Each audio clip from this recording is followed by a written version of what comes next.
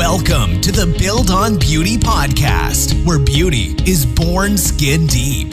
Now, here's your host, author, speaker, entrepreneur, Cornell Jermaine. Well, thank you so much for joining me today. We have a very special guest whom I am very excited to talk to because he has a wealth of knowledge and information on some things that I think everybody can benefit from. He is an author, inspirational speaker, certified financial education instructor, a corporate trainer, and we are happy to have him here on the show. We're going to talk to him on the subject of I Quit Being Broke. Please help me welcome Mr. Paul D. Jones. Paul, how you doing, sir? I'm doing wonderful, sir. How are you today? Doing really good. I am thoroughly excited to talk to you, primarily because the subject matter that you deal with in your work, I think is so necessary for everybody in many generations, because things like financial literacy and having the knowledge and wherewithal to navigate that space is something that we really don't get in our traditional schools. And so from that, we have generations that have just had to go about learning things at their own risk, just trial and error type of learning. So people like you who do this kind of work really help us, because generations that are coming up now can be equipped with so many great tools to get a jump start on their financial success. You have many, many books that you have out. There are a few that I want to cover in our interview. First, there's a title that you published in 2010 called Who Told You You Were Broke? In the dedication to this book, you talked about your mom and how she encouraged you and how you guys overcame many obstacles as it becomes to success and finances. You said something in there that kind of really resonated with me. You said, although we were financially broke, you would not allow me to mentally be broke. You said this is something that your mom did for you. Tell me, what does it mean to be mentally broke? Mentally broke means you have zero hope. You just, when an opportunity comes in front of you, it's you know what, it's not going to work for me. That doesn't work. So when a person is mentally broke, they don't give anything in life a chance to succeed. So and you see it in personal relationships. I don't care if it's a girlfriend or boyfriend or getting together and thinking about getting married. Well, when they're mentally broke, they all of a sudden start telling each other that the relationship is not going to work. And when we grab a hold to that negative mindset and that negative spirit, number one, we have to understand that some of that is taught and trained to us. So when I speak on the concept of who told you were broke, that's to get people to question, where did that thought come from? Who told you this? Who told you you couldn't make it? And why did you believe it? So my mother always taught me specifically. She just was like, well, if you want to do it, you can do it. And she really replaced the lack of finances with love. So, and because of that gave me hope. And that's what I really want to get people to say, you know what? There are a lot of people that come to our country right now with nothing at all. No money, no nothing, but they have hope. They have an idea. They come with the thought process that, you know what, if I can just get here, I know this is going to be the land of milk and honey. I know things are going to be better for me. And then that sharpens your work ethic. And once your work ethic is sharpened, keep in mind, if you have a foundation of a positive thought, a foundation of a good thought, combined with a work ethic, well, we know that with that good vision, that good thought, that good imagination of where you want your life to be, couple that with a work ethic, oh man, you're unstoppable. So because we're going to have obstacles in life, we're going to have things not work. Nothing works perfect. And when a person is mentally broke, the minute they hit the first obstacle, they quit. So that's where that's coming from, and which is obviously brought us up to our new book. Well, I've seen so many people quit. So I just got to the point and say, well, why don't you quit being broke? Because it is the decisions we make is what brings us the results of our financial stats. And now, naturally, we can go into it and say, well, some people have some situations in life that cause them to be where they are. But I just know that hey, if you are free, you are not a prisoner, then you can go out and you can make something happen for yourself. But it's a thought process, not anything else. I totally agree with that. One of my concerns, though, is I know of many people, young people, who some just have the DNA, they have the drive, even when they grow up in homes and environments where the parents aren't necessarily encouraging and their siblings aren't necessarily as driven, they still somehow just get to it and they just see success and they go for it. But then there's some that don't have that framework, they don't have that makeup. How do they, when they don't have the relationships, particularly in their home, how do they begin this changing their thoughts in order to see success in their life? Mentorship. That's exactly why I write the books. Mentorship. Because a person may not understand or have the environment of success, but they always see someone else who does have some form of success. So what I often do is I tell them, like, hey, let's get that person, let's get them focused in, let's get them mentoring some different information, you know. And I look at it again from my own personal situation. We didn't have money, so my mother couldn't talk to me about money. No one in my family could talk to me about money because no one had any. So then I started studying. I started looking at other information. And then I said, okay. I mean, one of the things I studied, the first, was Joe Kennedy, and John D. Rockefeller. I just started studying their how they made money. People can go into the, an illegal sector, but I'm saying the legal sector of how they made money, how they negotiated deals, how they networked, how they did what they did. And I was reading this thing on John D. Rockefeller, and he said he made every penny count. He taught his son to look at every penny. And then I see rap videos that would say, with the top down, hanging out money in the thing and throwing money away. But I tell a person that doesn't know any better is they have to pay attention to who they're mentoring. Because if you mentor the wrong person, then you're going to get the results of the person that you're mentoring. And in a lot of cases, there's bad leadership or there's bad mentorship out there. So for a person that doesn't have that in their home, but they still have that gut feeling, they still have that gut thing that they know they want, then they're gonna look to outside. And I hope that they will, go read a book like Who Told You You Were Broke. Go read a book like Schedule for Success or I Quit. If they look at that, and then they'll understand that you always hear someone say, well, you got to sit down and create a plan. Well, the number one question is, then what's the plan? Once you identify where you want to be, then we start making those baby steps.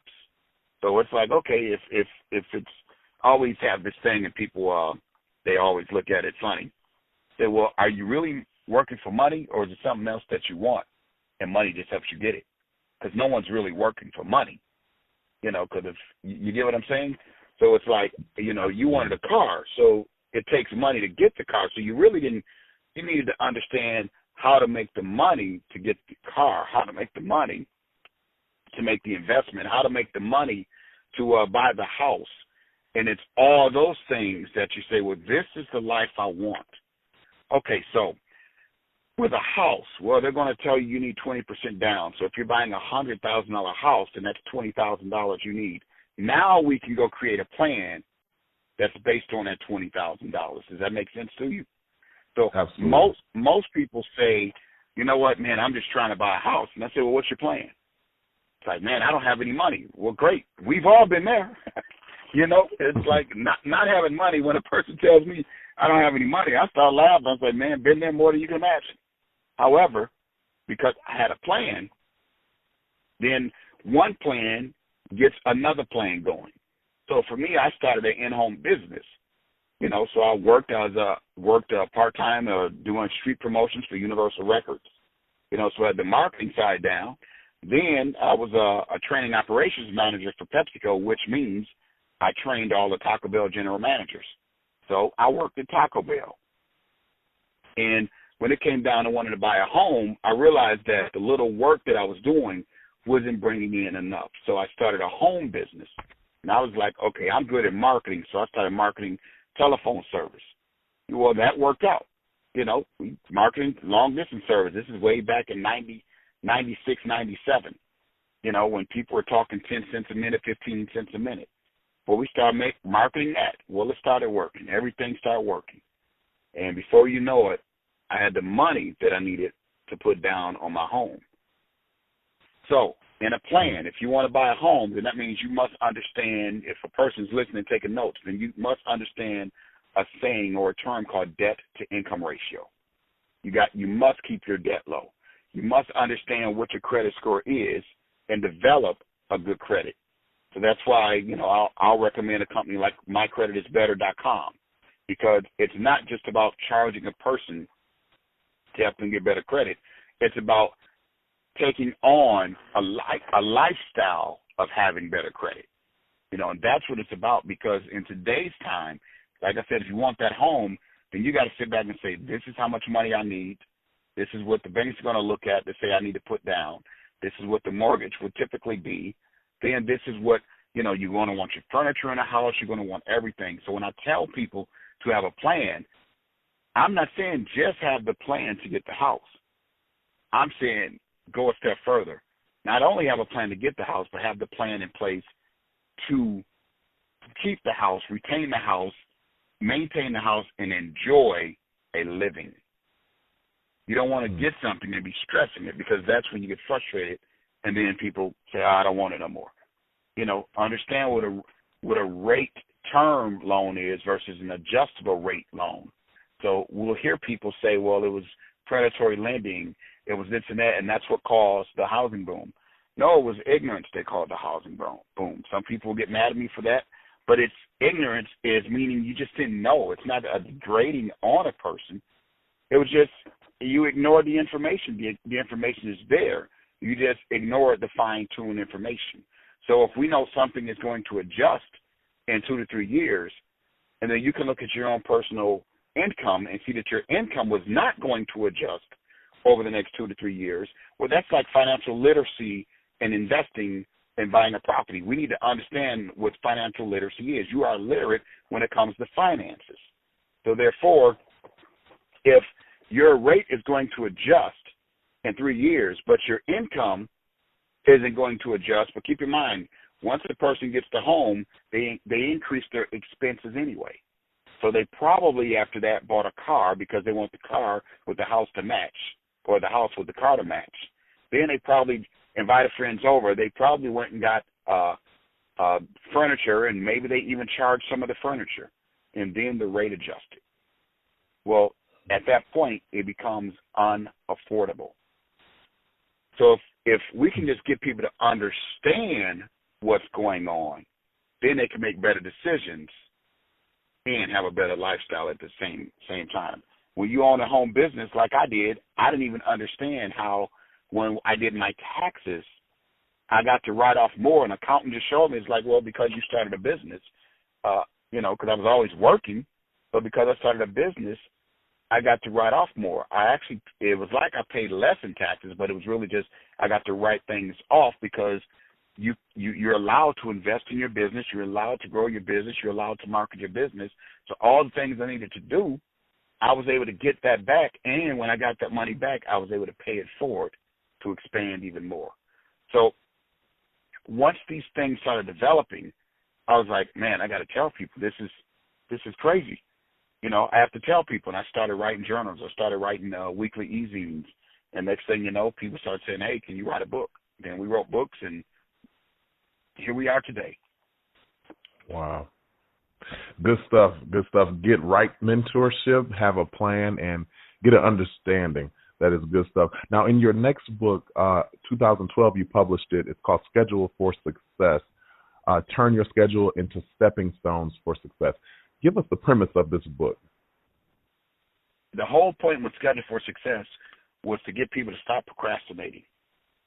If you think about when you go get a job, and people say, oh, man, our boss makes so much money. But when you look at that job or that the owners of those companies make a lot of money, well, you're going to work. They hired you, and they tell you what time to show up. So if we say, you have to be at work at 9 a.m. and you work 9 to 5, Well, they created a schedule, and as long as you do everything that you're supposed to do on that schedule, then there's going to be success. So I got people to say, well, now look at your own personal life. What do you want to schedule to happen? So because on your schedule is going to tell you what the next 6 months will look like. If you have nothing on your schedule today, then that means 1 times 0. It's just simple multiplication. If nothing's on my schedule today, then I reap nothing tomorrow. But if I have a productive schedule, not a busy schedule, because a busy schedule could still mean idleness, means nothing. But if you have a productive schedule today, then that means there's going to be some profits tomorrow. Now, I speak in the book, Schedule for Success is financials. So yes, if I know that I want to have so many things accomplished in my business world or in my financial life, then there are a lot of things that I need to do today. So if I'm in sales, then today I must have on my schedule many appointments. And I know that it's all a numbers game. So I have to go through those numbers every day through that schedule. But it can't be trial and error. You need to actually pinpoint and have real times with productive meetings on your schedule. So we got that. Likewise, I want to have a great relationship with my daughters, a great relationship with my son. So I schedule time with them. I want to have a great relationship with my wife. Well, I schedule time with her. So because I actually schedule time with them, now we have a successful family. We have a successful home. I have a successful marriage. Likewise with food and health. Well, if you eat wrong, or you're still scheduling the food that goes into your body. Well, if you schedule the wrong foods to go into your body over and over and over again, then now obesity and everything else happens. So for me, I got up to about 400 pounds almost. Well, obviously I'm a lot less today, thank God. But it's simply because I scheduled going to the gym, or I scheduled going walking, and I scheduled what I was going to eat. So instead of just letting things happen in my life, I created a schedule, and anything that I did not want on that schedule, I did not put on that schedule. So to know today, that was on my schedule. If it was not on my schedule, then we wouldn't be able to have this conversation. So with Schedule for Success, I get people to look at life and say, you know what, you want a better life? Schedule it. Yes, it takes some effort, it takes some work, but I want people to see it as simple as that sounds. You want a better life? Schedule it. You want better health? Schedule it. You want more income, more finances, better opportunities coming your way? Put your schedule in position to have that happen for you. Then every day you're out networking and meeting more people because that's written on your schedule. If it's not written on your schedule, then chances are it probably will not happen. But you put odds in favor in your direction when you write the things that you want in your life on your schedule. Just remember, 1 times 0 is 0. If nothing's on the schedule, then nothing's coming to you. If something's on the schedule, you just raise the bar for the financial windfall to come towards your way versus to fall away from it. I love that perspective. You mentioned having a busy versus productive schedule. Give us a good example of the difference, because I think people miss that.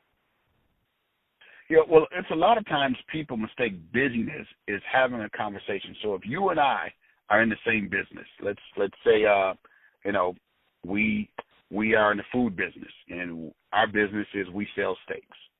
And if you and I are in the business, we may be busy today, but talking to other people who are already a customer, who already have the steaks. So I'm busy talking to people about it, but I'm not busy growing the business. So therefore I'm not as productive as I could be. So we're busy answering questions. We're busy doing certain things that don't increase you. But when you say, okay, it's time to go into a new market, it's time to expand into new territories, now I need to be busy meeting new people to get new orders.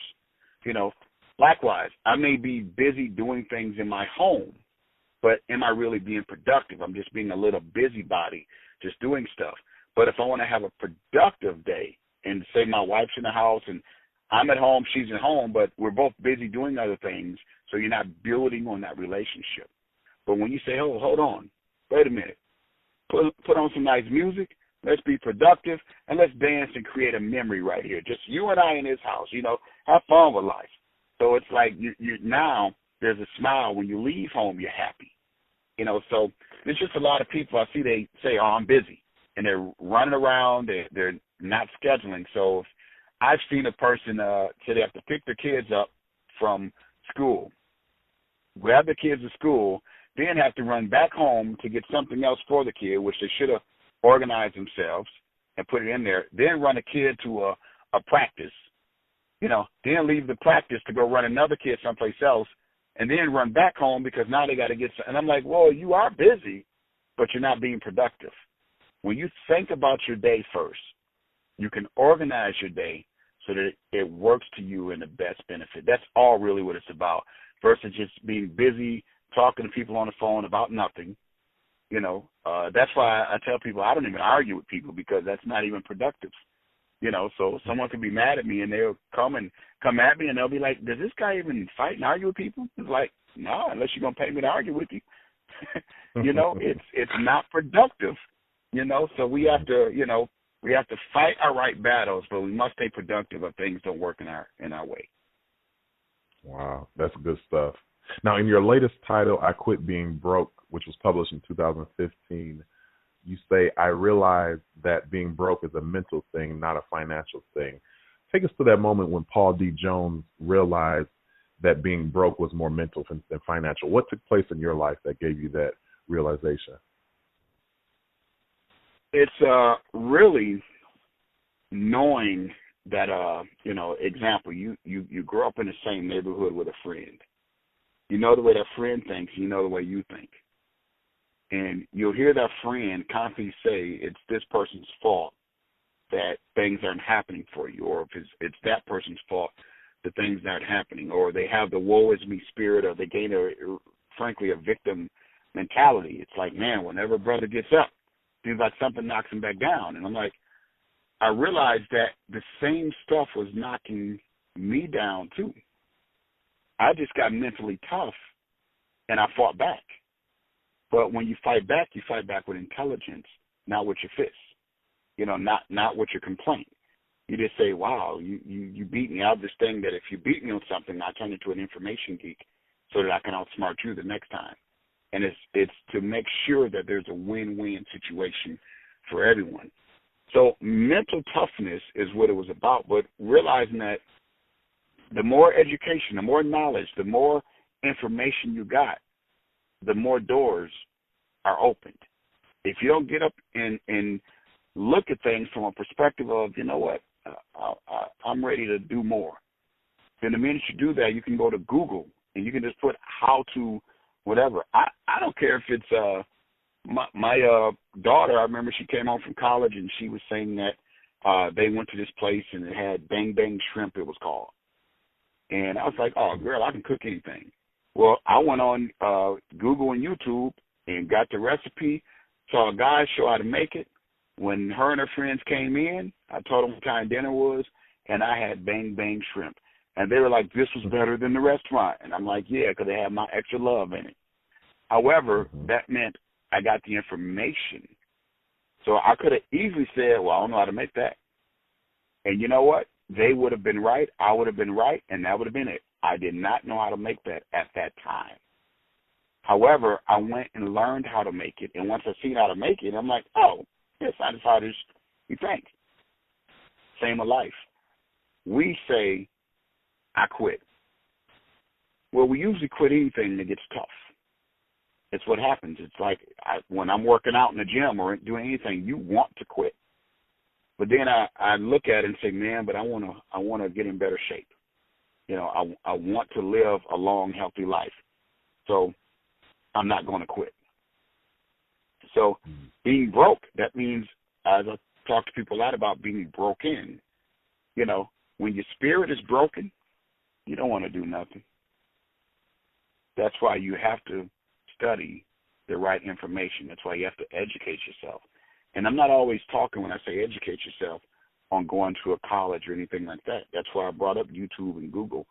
If a person wants to have a better understanding of something, I'll be the first myself to go and and look something up.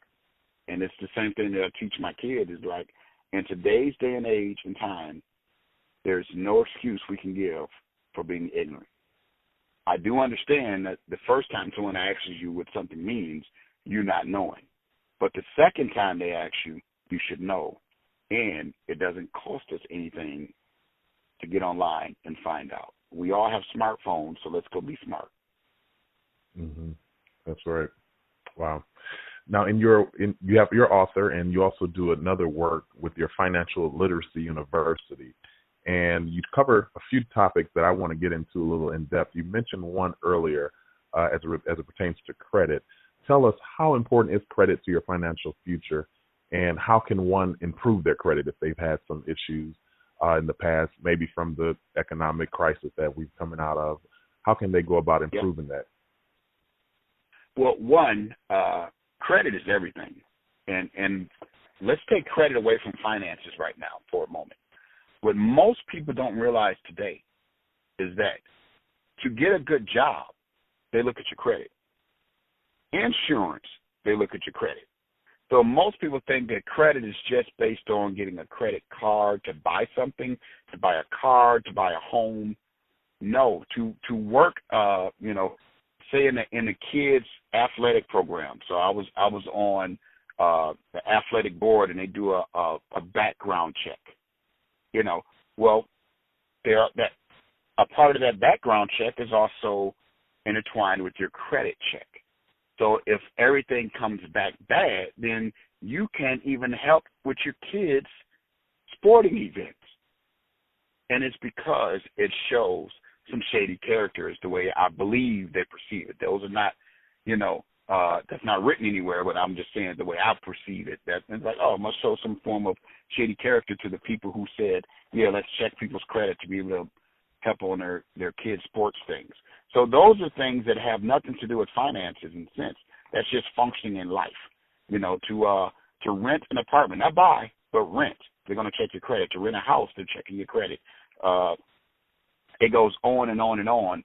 So we have to get people to realize that as you're out applying for a job, it's easy for a person, and think about this, for a person to say, well, once I get this job, I'll be able to pay my bills, and then my credit will be good again. Well, now, can you imagine?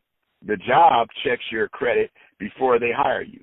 So that means you have to have good credit before then, because it's all about preventive maintenance.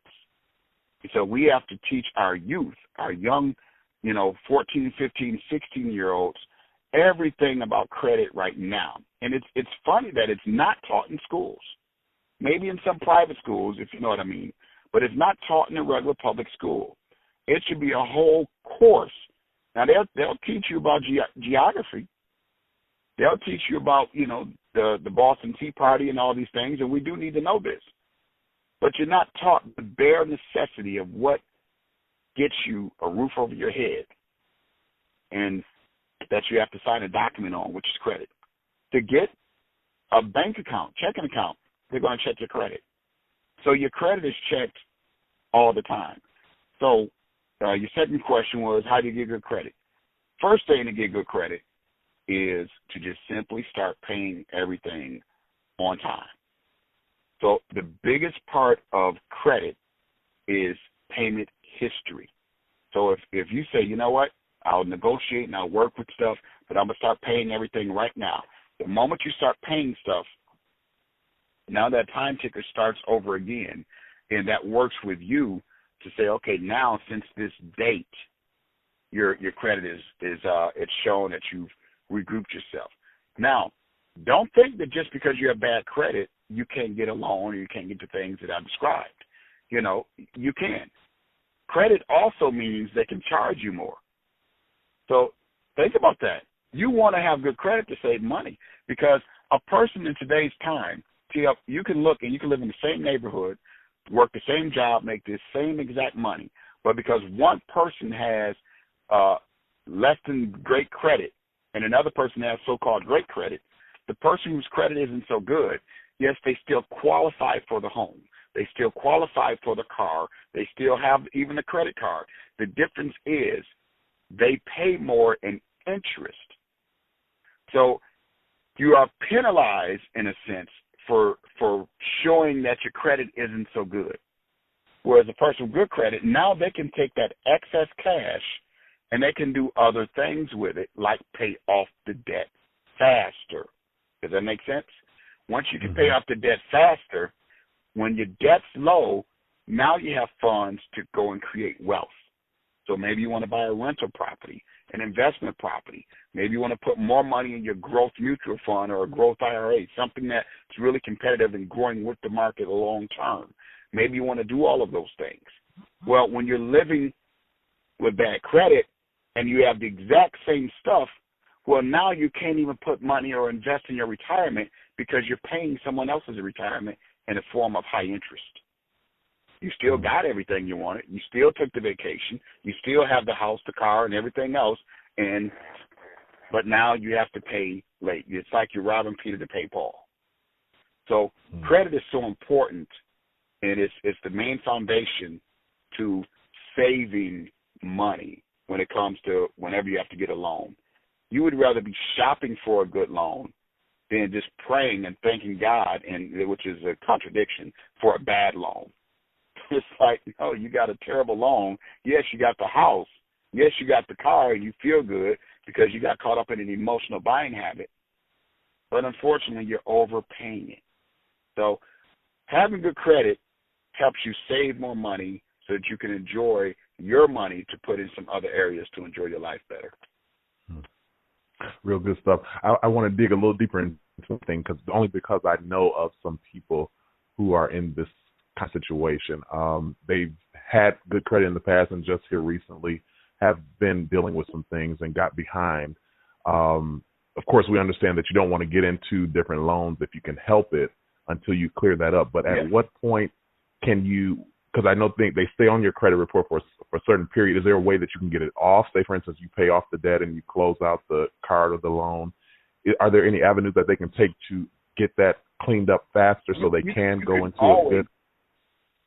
Absolutely. You can always talk to the company you're negotiating with, and they may even be willing to take certain things off, to say, okay, well, when we pay this, can you take that off my credit and just put it satisfied? And you always want to put close at cardholders' request or close at your request, not their request. So it looks better, because what happens is when another lending institution or something else is looking, then they'll look at the notes inside there. It may say, requested closed by, owner, or cardholder, et cetera, if it's a credit card. So that works. If it's a institution where you could actually speak to the person, about it, there's always a negotiable in there. You can always negotiate with it. And if some things aren't right, then you dispute it. And that's where mycreditisbetter.com comes in. They will dispute stuff and beat that company up for you if it's not right. So because it's about understanding the laws that are there. That's why they have what's called a Fair Credit Act. It's making sure that things are fair for you, the consumer, and you have to have people who understand that, because, after so much time, something can only stay on your credit report for 7 years. But if you go and say, and I'll tell people this, if something's on your credit report for 6.5 years, and then someone calls you and says, we just need you to start making the payments on this, and you just say, okay, yeah, I'm doing better, I'll start paying it. Well, now that 7-year period just started over. So I would be like, I can't acknowledge this debt. I'm not sure what you're talking about, but let me look into it. And then from there, it's like, wait the 7-year period, and then you work with a company and say, hey, the law states this. So just do things within the law. And what people don't realize is there are a lot of good things that are there for a consumer, but the consumer must know the law. And that's where My Credit is Better, a company like mycreditisbetter.com comes in and helps people really, they call it credit care because there's no really such thing as credit repair.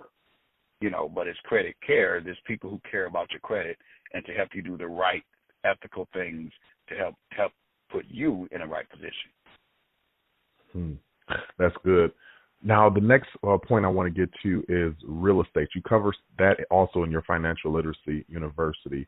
I know for many years we as Americans particularly look at real estate as the gateway to financial wealth. Is that still true today? It is in a form, depends on how you're looking at it. The way I teach real estate in the Financial Literacy Universities is from the standpoint of getting a person to look at, putting their money in the bank. I go over a section there called Become the Bank. And if you can become the bank, you got to realize that someone is going to need some place to live.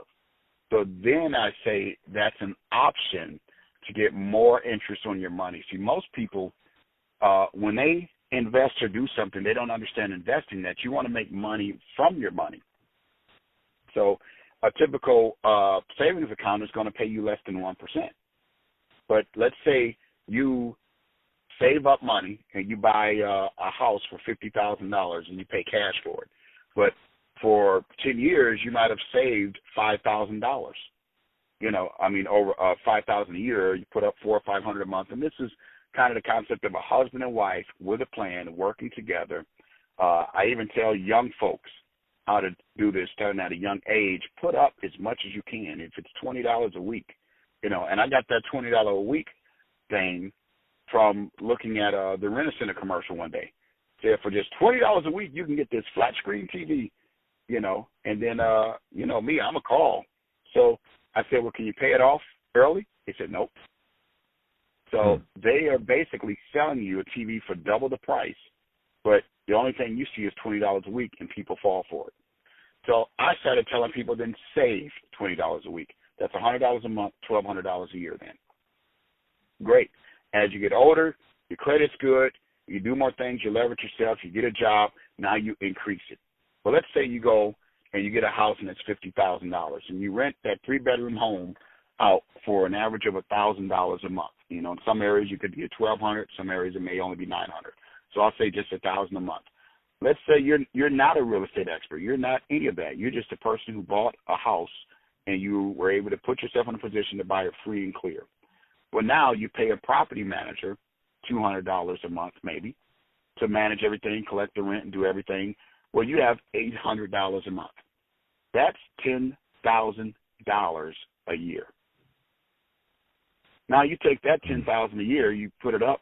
Now I'll give an example in where I grew up in Beloit, Wisconsin, and I was born in Rockford, Illinois.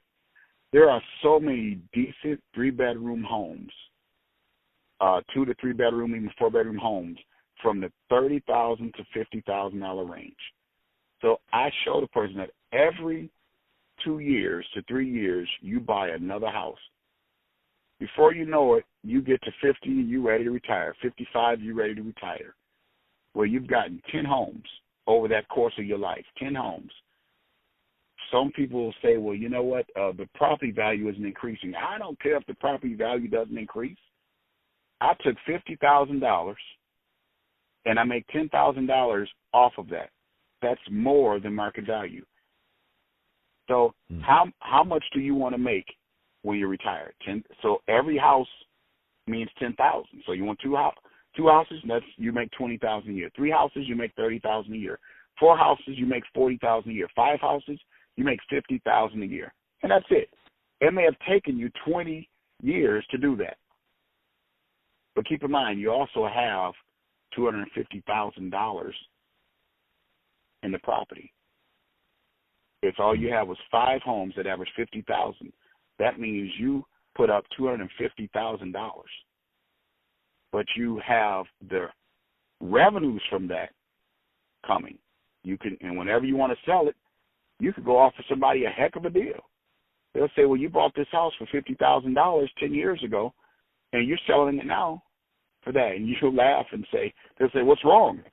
And you just laugh and you say, I've made $10,000 off this house, and I get my $50,000 back. It's no such thing as free money, but doesn't that sound like free money to you?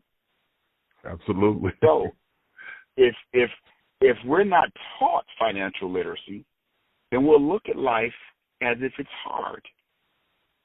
So I'm sitting there and tell people, like, don't be impressed with the way I live. Let me show you how I did it. Mm-hmm. And my whole attitude is I was just willing to outwork anyone. But I was doing it thinking through the actions. You know, if you think through the actions of what you're doing, then you're going to make better thoughts. You're going to make better decisions. And that's the difference. So it's you know, some people look at real estate as, you know, they want to go and, you know, tear out a wall and knock out walls and do this and that and then sell it over faster. And I didn't look at it from that standpoint. I don't have the time to knock sheetrock out. You know, I'd rather just go buy a decent home, and the person's going to put up a security deposit and whatever. And, yeah, there's going to be some money that you'll have to maybe at times put up, you know, and upgrade the appliances in the home or something like that. But that's minor. So out of your $800 a month, maybe you take another $100 and say, I'm putting $1,200 to $2,000 a year back into this property, and then the homeowner has renter's insurance and everything else because that's in your rental agreement. And then I teach people, and never rent to people you know. If you rent to people you know, then it's going to be easier for them to come and explain to you why they don't have the money to pay you. So if you rent to someone, let the property manager earn their keep.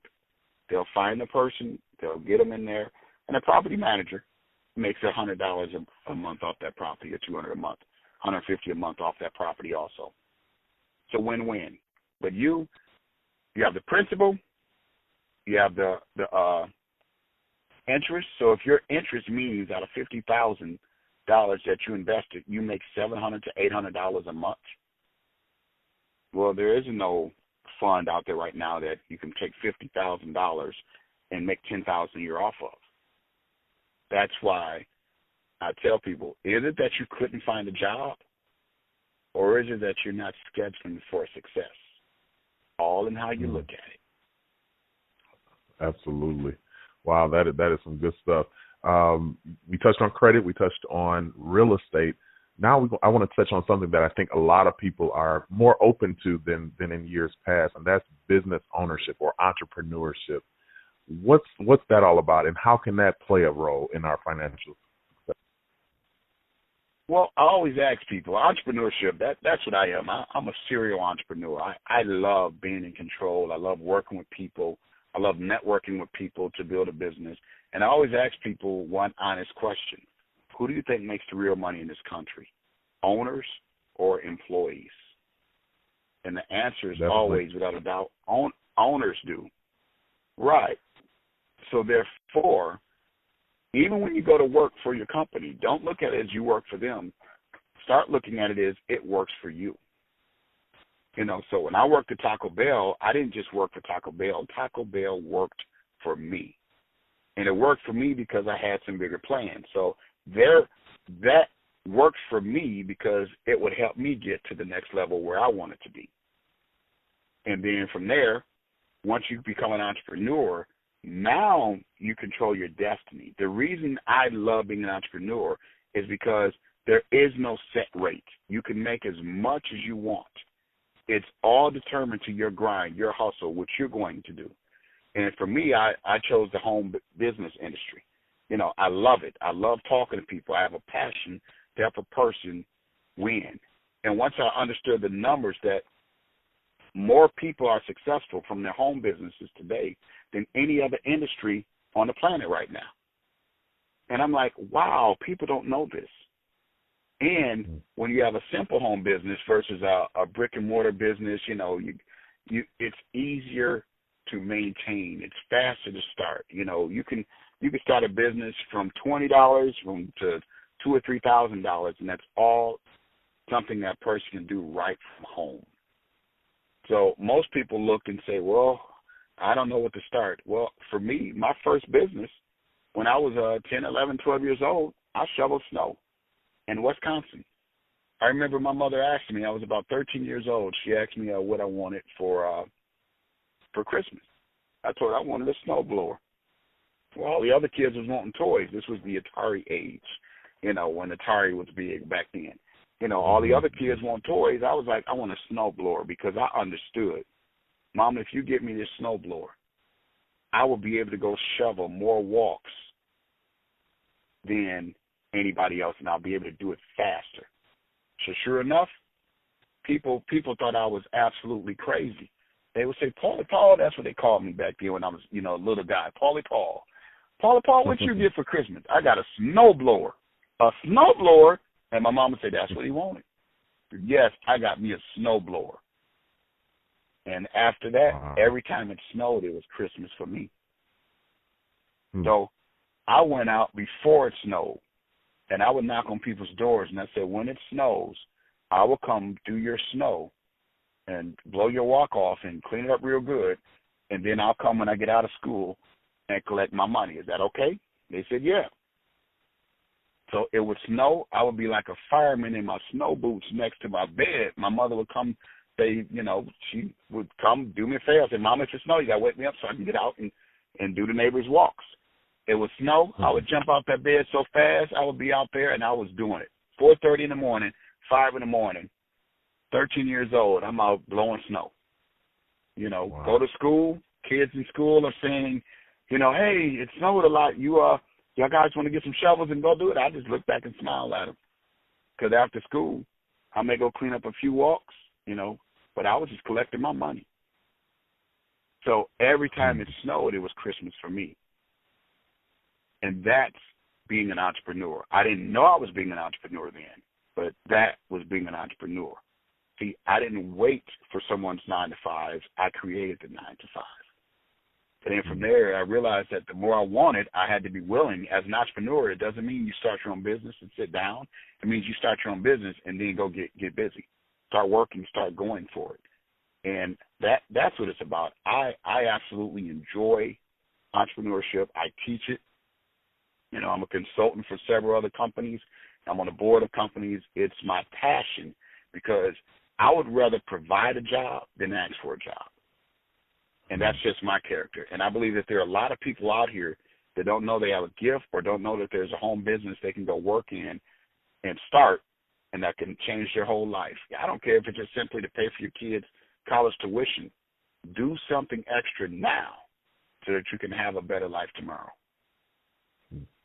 Wow, that's good. Now, something else you touch on in business, you touch on leveraging business growth. Now, this is something that really interests me because what exactly does that mean, and how do you know when you're at that place where you have that, where it's beneficial for you to leverage it? Well, you'll know real quick when it's time to leverage. It's when you can't think. You're working and you're doing so much, and you start double booking. Because this is exactly what happened to me. You start double setting appointments. You start doing things.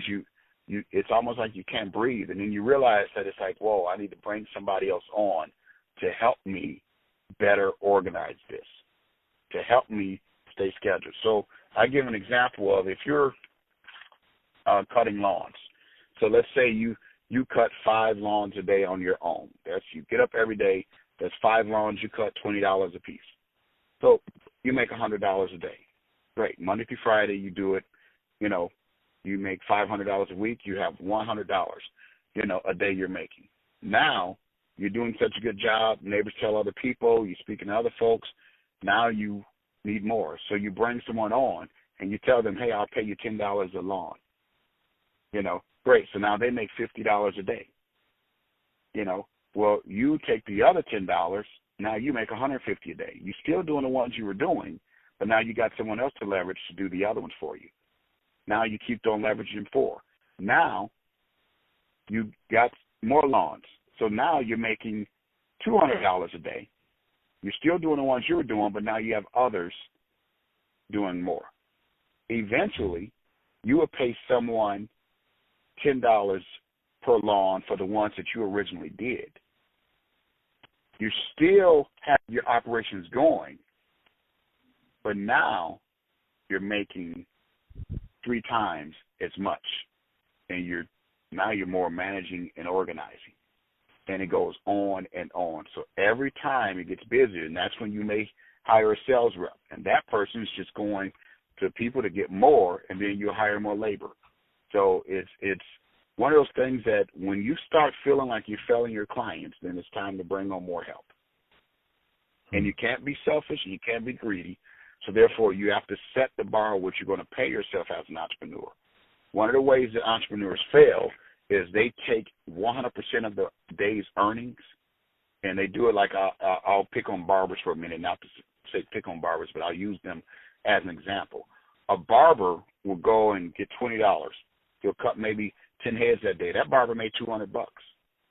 But if that barber takes that $200 and put the entire amount in his pocket, and then he goes out, he goes to get something to eat, goes and does something else, before he knows it, he spent $60 to $70 already. So not knowing your regular upkeep, your chair costs, and everything else that you need to do. So now you need to organize your money so that when your money comes in, you don't spend it all out, because now you created a self-employed position where that's just now the job owns you or the business owns you. You want to stay leveraged. So that way you can see what you can do and invest so that you can now go and expand your operations. A portion of your money, I usually would say 20% when you're an entrepreneur, is always set towards the future for you to advance your company. Well, before we get out of here, I just want to get a couple of tips and tools that you may have for people, since tax season is upon us and a lot of people are getting this lump sum of money. What kind of tips or tools would you offer them to actually prepare that money so they can maybe have it accumulate for them, or as opposed to going and buying big things or spending it all at once? Right. It's already said. Most people that receive tax money within 30 to 45 days, that money's gone, and they usually have spent it all on liabilities, meaning things it takes away. They'll look good for a little bit. It's just an emotional fix. What you want to do with that tax money is you want to live as if you didn't get it, for one. But for those who say, man, I'm trying to save for a home, think about, if you take that money, the average tax return is around the $3,000 mark. If a person could take that money, treat yourself a little bit, maybe take $300, $400 and do something with it, but put the $2,400 in a growth fund and let that money grow for you. That's how you start to say, you know what, honey, we're going to get an investment property. We're going to buy at least one house, so we'll have an extra $800 a month coming in, have an extra $600 a month coming in. You know, the tax money right there is money to help you do exactly that. So, and always have a plan for the tax money before you get it, a well-written out plan that you'll execute, because whenever you receive money without a plan, then you just spend the money on random things that you didn't even plan for. So, and that's where we say, man, I wasn't even planning to spend money that way. Right, you did not plan to spend money that way, so therefore your money went away unplanned for. So if you plan for it, the things that you want, you'll actually have. But anything that you don't plan for, you must realize there are major marketing companies out here. There are great kids that have graduated, or people who have graduated from college with master's degrees in marketing and in psychology, and they understand the behaviors of how people think and act. So therefore, they're going to market to you because it's business. They know you have an extra $2,000 or $3,000. Well, you might as well understand that the big company got some good marketing people together, and they got in cahoots to say, go get your $3,000. You get emotional, you get excited, and you go and give your money away. 60 days later, they don't know you, and your money's gone. Plan for your future with your tax dollars. That's the best thing you can do. Well, this has been great. Paul, thank you so much for joining us. You have given us some tools and keys that will stay with us for generations, for those who really embrace it and take it on. So I appreciate you for that. Hey, I'm very thankful, sir, and bless you, and thank you for the time to speak with me. Thank you. Well, this has been the Build on Beauty podcast, where beauty is born skin deep.